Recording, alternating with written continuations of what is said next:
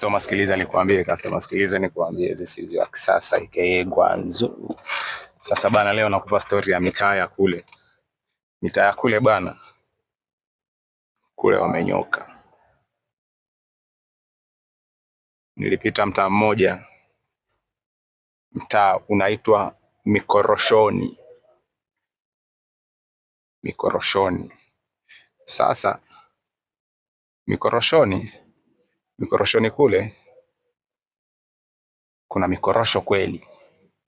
Alafu mikorosho ya kule unaikuta kila kitu kiko complete. Unakuta kuna matunda ya mikorosho najua yanaitwa mabibo, ambapo bibo lile linakuwa limebeba kile kikorosho pale chini. Unaona? Alafu ni bonge moja ya lile tunda lile bibo kubwa. Yaani kubwa kasi mtenki fulani hivi ambalo wewe mwenyewe ukipewa kula unaweza ukala hata wiki nzima wewe na familia yako. Ni kubwa kweli. Hata lile korosho lenyewe jinsi lilivyokaa ni kubwa, alafu linakuwa kama lina masikio fulani hivi lile korosho. Unaona? Sasa wale wamenyoka. Unaona unyofu wao ulivonyoka.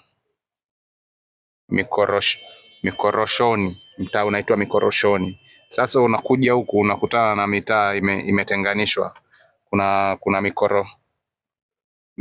Mikoroshini.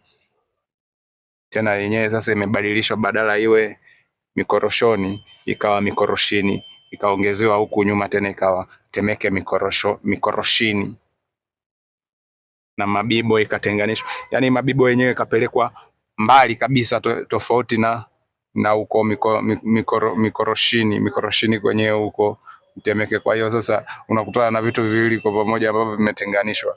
Sasa sisi kwa nini hatujanyoka kama hivyo walivyonyoka wale wadau? Wale wadau wenyewe wamenyoka, wako smart.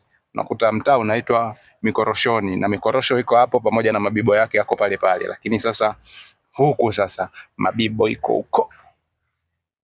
Afuata ukienda mabibo tena haukutani na hayo mabibo, unakutana na vitu vingine tu ambavyo viko pale. Utasikia soko la ndizi, utakuta si nini, yani vitu shazi ambavyo havihusiani na hayo mabibo, yani havibebi hata ule uhalisia ile jina ambalo linaitwa kwa ujumla.